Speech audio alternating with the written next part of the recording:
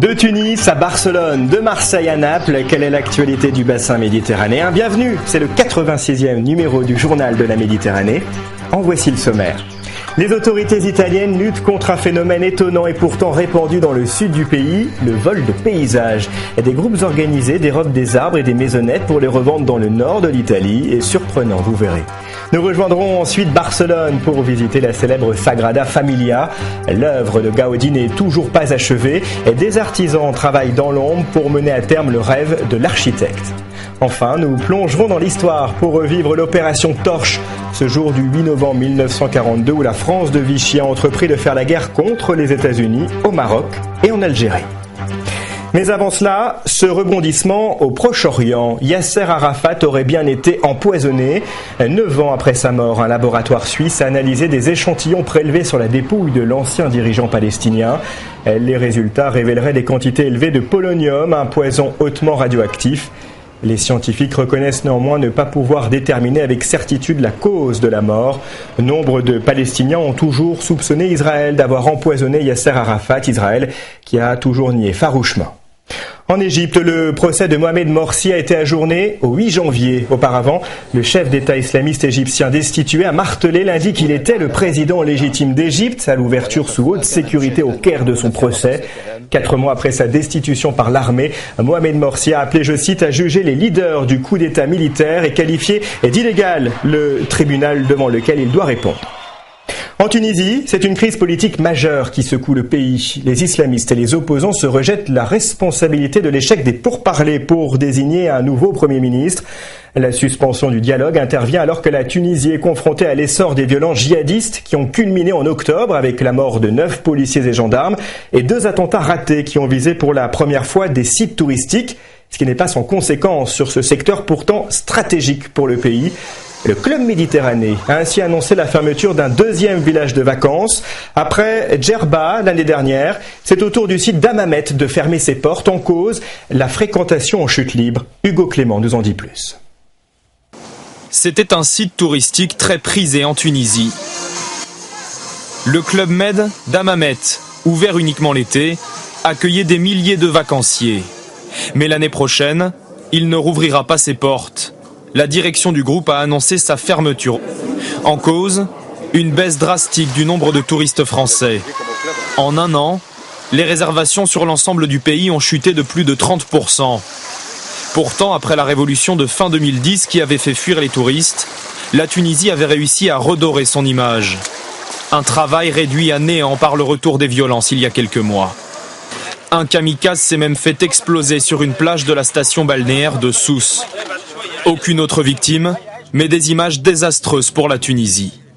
L'année dernière déjà, le Club Med avait décidé de fermer un autre de ses sites à Djerba. Désormais, le groupe n'a plus qu'un seul village vacances dans le pays. Intéressons-nous à présent à un phénomène à peine croyable en Italie. Je vous le disais dans les titres, les autorités luttent contre ce que l'on appelle le vol de paysages. Et des oliviers centenaires du sud du pays sont dérobés pour être replantés dans le nord, voire même exportés. Un fléau que le pays entend éradiquer rapidement. Voyez ce reportage de Renaud Bernard et Giona Messina.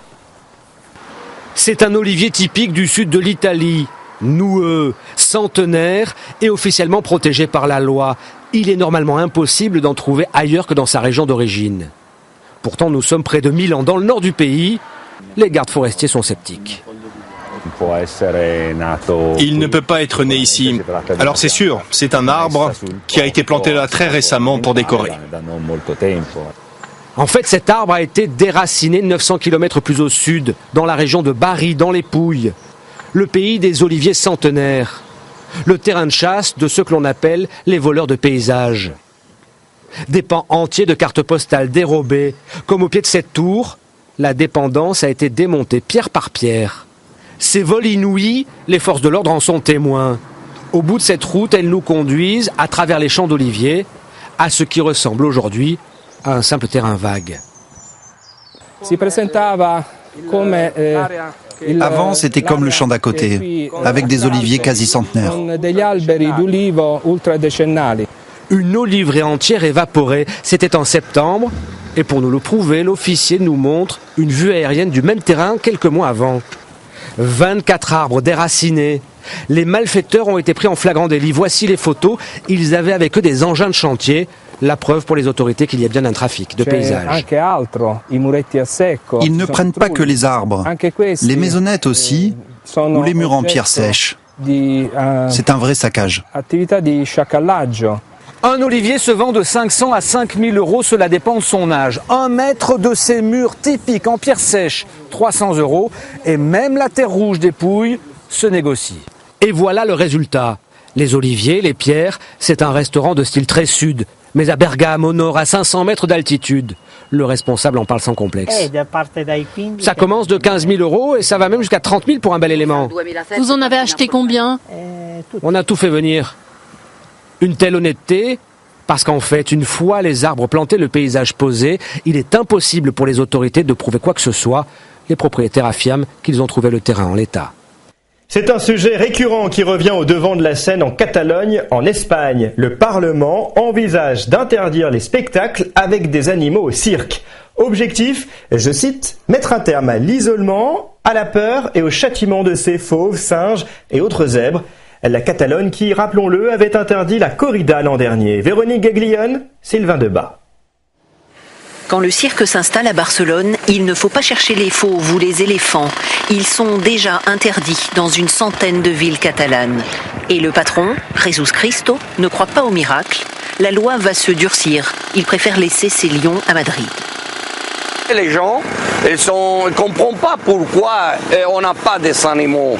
Et quoi, ils viennent à la caisse, avant d'acheter les billets, ils demandent qu'est-ce que vous savez comme animaux? Excusez-moi, on n'a pas les animaux. On ne peut pas aller voir les animaux.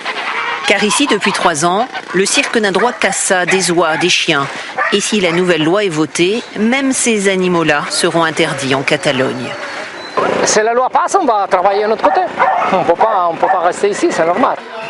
La vie de ces animaux de cirque serait faite d'isolement, de peur, de châtiment, selon les termes mêmes de la proposition de loi. Les associations de protection ne comptent pas s'arrêter là et voient déjà plus loin. Bien sûr, il y a des mauvais traitements partout, dans les zoos, pour les fourrures, l'élevage ou les expérimentations animales. Évidemment, on ne peut pas tout supprimer d'un seul coup. Mais il faut informer la société afin qu'elle prenne conscience de ces mauvais traitements. À Barcelone, les Catalans, toujours prompts à se démarquer de Madrid, cette fois sont plus réservés. Le cirque sans animaux, ce serait quand même un peu différent, non? Je ne vois pas ce qu'il y a de si mal. Je pense qu'il y a quand même des choses plus importantes à régler actuellement. Il y a 3 ans, ici était votée la loi interdisant les corridas en Catalogne. C'est ce même Parlement qui va mettre fin à l'utilisation des animaux dans les cirques. D'ici quelques semaines seulement, personne n'en doute. Depuis 3 semaines, nous vous invitons à embarquer à bord du Preciosa, un gigantesque paquebot de croisière. Il y a 7 jours, nous faisions escale à Naples. Dans ce 4e épisode, retrouvons Catherine, Marie-France et Jean. Ils filent en Sicile. En attendant, vous allez le voir, la nuit aussi, le bateau s'anime. Encore une nuit de navigation avant d'atteindre la Sicile. À bord, 4000 passagers et pourtant, personne en vue. Mais quelques étages plus bas, ils sont bien là.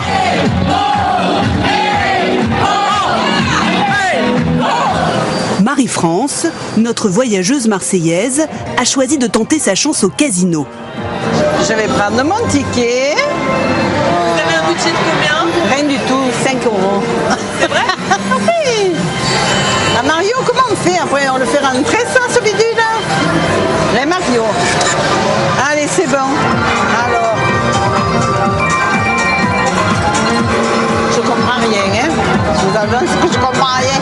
Et quand j'entends la musique, je pense que je vais gagner. Vous avez gagné? Oui. Combien? 2 centimes. Le jackpot, c'est pas encore pour ce soir. Alors direction le théâtre. Son mari lui a gardé une place, car ce soir le spectacle affiche complet.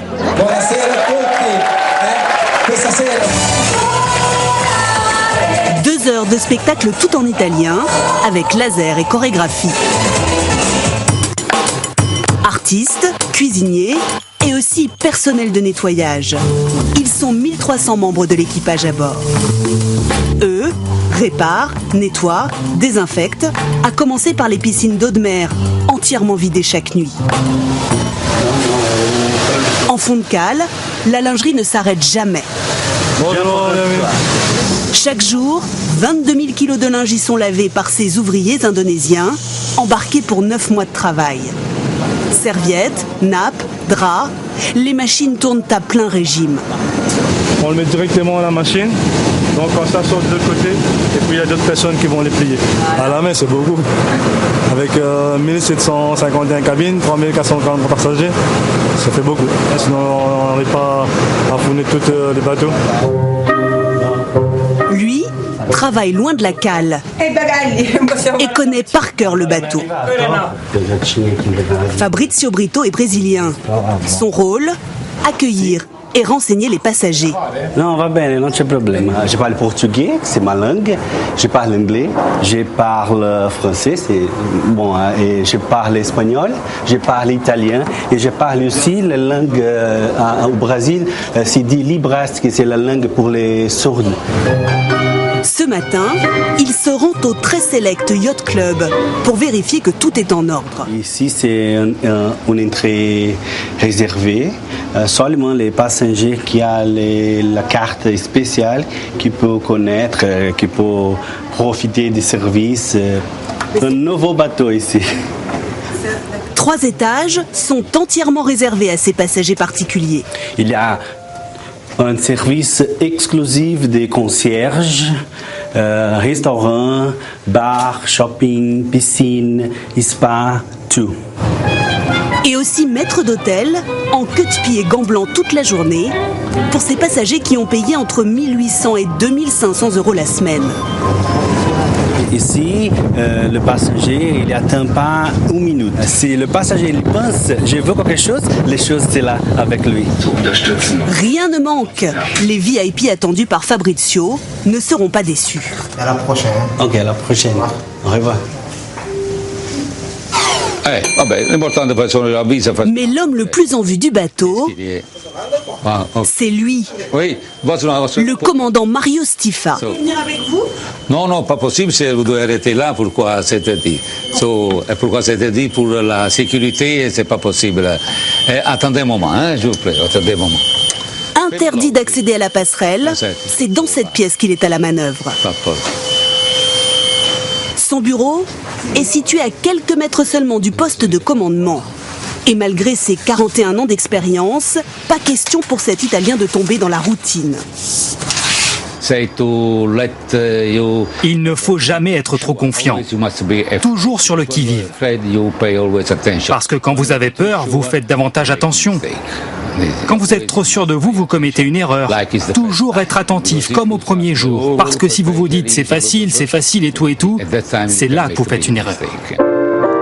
Demain, le commandant offre sa soirée de gala à tous les passagers. Catherine, Marie-France et Jean espèrent bien le rencontrer. Mais avant, une journée d'excursion en Sicile les attend. Le bonheur est sur le pont, c'est le nom de ce feuilleton. Suite et fin la semaine prochaine. Cap à présent sur Barcelone pour découvrir un monument devenu indissociable de la ville, la Sagrada Familia. Cette œuvre de l'architecte Gaudi n'est toujours pas achevée après plus d'un siècle. Dans l'ombre, des artisans sont mobilisés pour poursuivre le rêve de l'artiste. Dans les coulisses de la Sagrada, c'est un reportage d'Anne Charlotinet et Julien Babsa. Dans le paysage de Barcelone, elle est incontournable. Majestueuse, captivante, Sagrada Familia. Une basilique, son architecture, sa forme, elle ne ressemble à aucune autre. Sortie de l'imagination d'Antoni Gaudi, un chef-d'œuvre commencé il y a 130 ans, toujours en travaux. Et à l'intérieur, c'est encore plus impressionnant.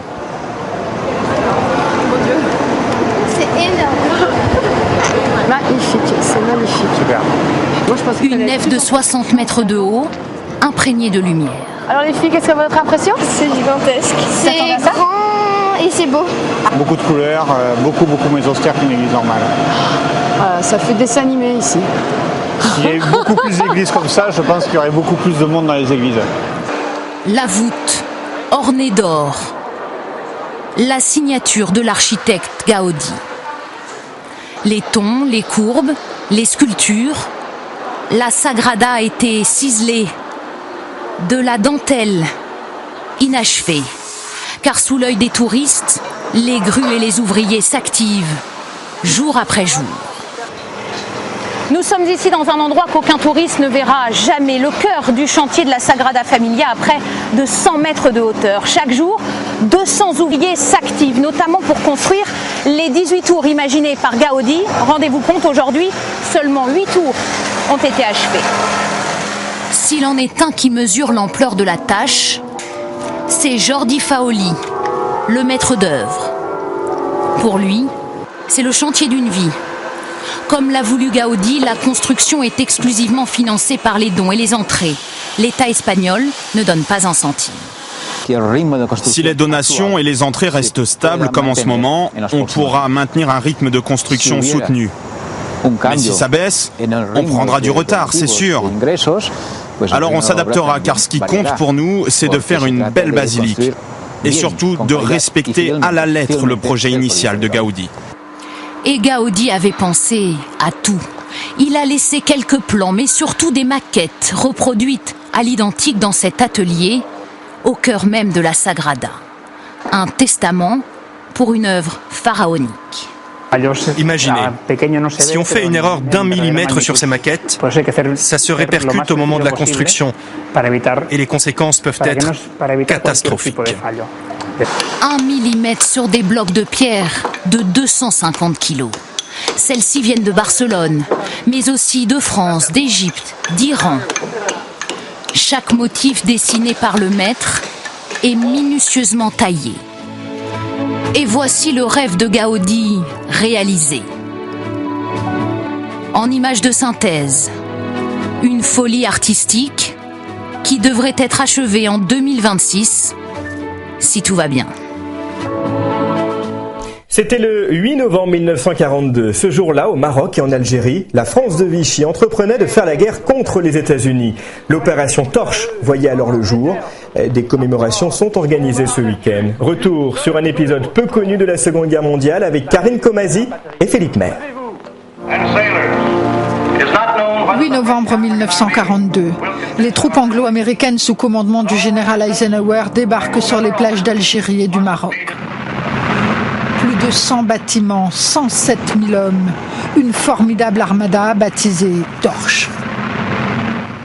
Face à cette promesse de libération, une armée française hostile, celle de Vichy, alliée des Allemands.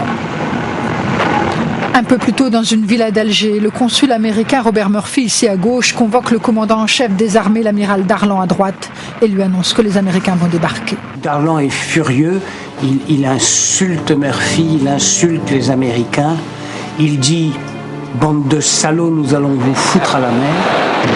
Et c'est en effet à coups de canon que l'armée française a accueilli les libérateurs.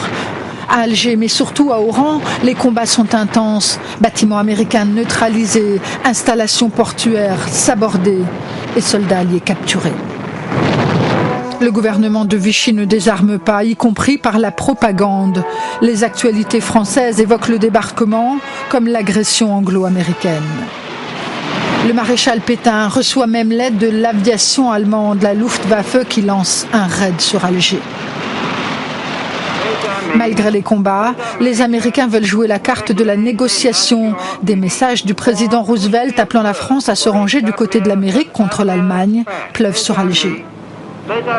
Et pendant ce temps, le chef de la diplomatie américaine, Murphy, entame de longs pourparlers avec l'amiral Darlan. Aidez nos alliés. À Alger, les Américains, aidés par la résistance française, gagnent rapidement le centre-ville. Une seule chose. Il y avait 4 hommes par jeep, armés, qui regardaient les deux côtés de la rue, le doigt sur la détente de leurs armes, prêts à tirer.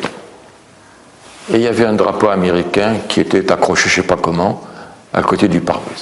Mon Dieu, Je dis, ça y est, ils sont là, on a réussi. Et je suis allé me coucher.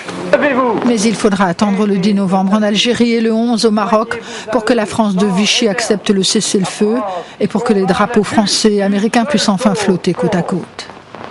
Cette bataille aura coûté la vie à 1346 Français et 479 alliés, mais elle marque pour les historiens un vrai tournant. Churchill a dit, jusqu'à 1942, nous n'avons subi que des défaites. À partir de 1942, les Alliés n'ont remporté que des victoires. Et ça a été effectivement la première des victoires du camp allié. Une victoire qui fera de l'Afrique du Nord une base arrière pour les futurs débarquements alliés. Restons plongés dans l'histoire, de l'indépendance du Maroc à la destitution de Habib Bourguiba jusqu'à l'assassinat de Yitzhak Rabin à Tel Aviv. Que s'est-il passé dans le bassin méditerranéen cette semaine ? Mais il y a bien longtemps, c'est les retraisables de la Méditerranée et ça commence avec le début de la crise de Suez. Lorsqu'au cours de l'été de 1956, le président Nasser décida la nationalisation du canal de Suez, cette mesure atteignit directement la France, détentrice de la majorité des actions de la compagnie, et la Grande-Bretagne, principale usagère de cette voie maritime. Basées sur porte-avions non loin de Suez, les aviations françaises et anglaises attaquaient.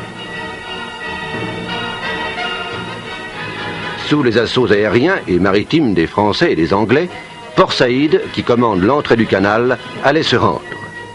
Le 5 novembre, les troupes de Nasser étaient réduites et la zone du canal s'étendant de Port Saïd à Ismaïlia était aux mains des Anglo-Français.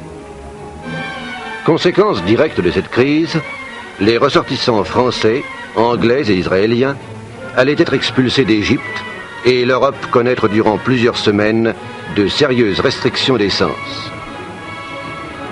La nationalisation était cependant acquise et désormais l'Égypte retiendrait pour son seul profit les droits de passage requis auprès des usagers du canal. Au château de la Selle Saint-Cloud, Sidi Mohamed Ben Youssef, arrivé de Nice, rencontrait devant une nuée de caméras de tout calibre M. Antoine Pinet, venu spécialement de Genève. La fin du problème marocain est maintenant en vue.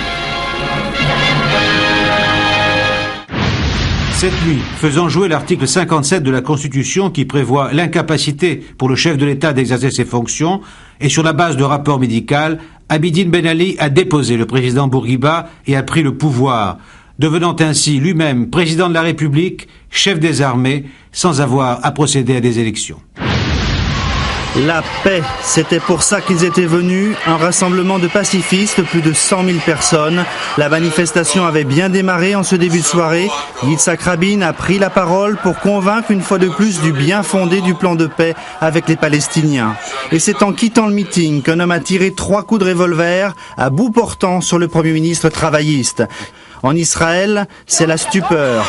À 22h30, la radio annonce que le Premier ministre vient de succomber à ses blessures et le gouvernement exprime sa tristesse.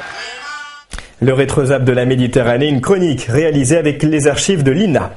Terre Marine, c'est le nom d'une association qui sensibilise le plus grand nombre à toutes les formes de pollution en Méditerranée. Et il y en a une que l'on ne soupçonne pas, et pourtant, elle n'est pas sans conséquences pour les dauphins ou les baleines notamment. Il s'agit de la pollution sonore générée par exemple par le bruit des forages sous-marins. Philippe Sens, Juliette Morque.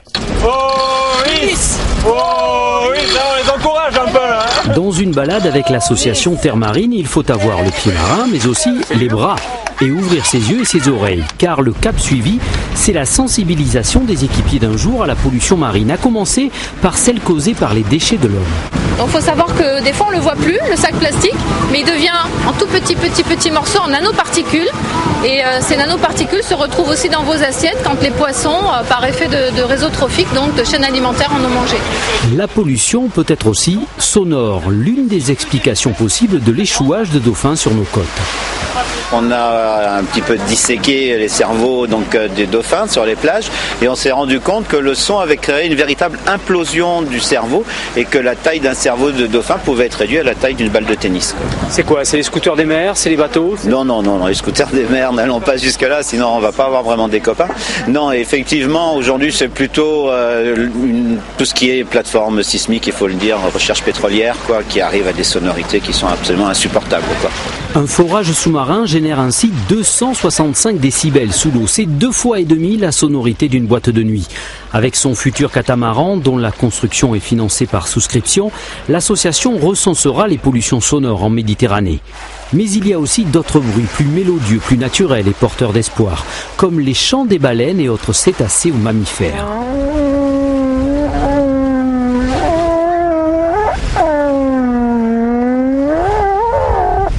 Cette semaine, par hasard, on vient de recevoir des nouvelles données. On arrive à faire léviter des gouttes d'eau en suspension avec certains sons qu'émettent les baleines. Et ces sons dispersent en lévitation toute pollution qu'il peut y avoir autour d'un lieu précis. Certains chants de baleines font étonnamment se multiplier les valeurs protéiniques du phytoplancton par 6. Autre vertu. Les baleines, elles se mettaient autour de quelqu'un qui était malade et puis après, elles chantaient et après, il était soigné. Donc elles peuvent guérir le monde, tu penses? Je sais pas. J'espère. J'espère. Il ne reste plus qu'à reproduire certains chants pour que la mer soit bien l'un des avenirs de la Terre. Continuons notre plongée dans la Méditerranée pour mettre le cap sur Marseille où se tenait ces derniers jours le Festival des images sous-marines. L'occasion de découvrir une épopée fascinante, celle de la Lune. Ce navire militaire a coulé sous Louis XIV. Aujourd'hui encore, l'épave gît au large de Toulon. Un chantier archéologique a été installé pour tenter de percer les secrets qu'elle renferme. Raconte-moi la Lune, c'est un reportage de David Lefort et Benoît Jourdan. 6 novembre 1664, la Lune, vaisseau de Louis XIV, rentre vaincu de Djeli sur la côte algérienne, défait par les pirates. Le navire du Roi Soleil prend l'eau de toutes parts. Il n'arrivera jamais au port de Toulon, faisant naufrage près des îles d'Hyères. 1000 hommes sont emportés. Pendant 3 siècles, personne n'entendra plus parler de la Lune. C'est en 93 seulement que l'épave est découverte par hasard. Le sous-marin Nautile fait alors une plongée d'essai à 100 mètres de fond. Mais il faudra encore attendre 20 ans pour monter une expédition car les méthodes de fouille ne sont pas adaptées. La plongée en bouteille serait inefficace. Il faut inventer un autre mode d'exploration. Le chantier de la Lune, c'est le chantier test, le chantier laboratoire, l'archéologie du 3e millénaire. Et la France, qui a peut-être la plus grande légitimité dans ce domaine de la recherche, parce qu'on a la plus longue expérience, on est l'un des rares pays à avoir un service spécialisé, on a décidé de s'attaquer à ce problème particulier. Comment fouillera-t-on demain? De la même manière qu'on travaille aujourd'hui dans 20 mètres d'eau, en plongée avec une bouteille sur le dos, comment on travaillera avec des robots? La pièce maîtresse du dispositif, c'est ce scaphandre. Un scaphandre habité mais piloté en surface par un opérateur équipé de lunettes pour une vision en relief d'une carte en 3 dimensions. Des armes, de la vaisselle sont remontées. La Lune est une épave exceptionnelle. Elle est dans les 5 plus belles épaves au monde aujourd'hui, mais vous savez, la recherche avance, on en découvre de nouvelles. La plus belle épave reste à découvrir. 15 à 20 000 épaves reposent sur les côtes hexagonales. Nous ne sommes donc qu'au début de cette aventure. L'occasion de nous quitter avec ces images fascinantes et intrigantes du monde sous-marin dévoilées durant ce festival. Le temps de vous souhaiter un très bon week-end. La semaine prochaine à la présentation, vous retrouverez Linda Belawes. On se quitte avec ces très belles images. À bientôt.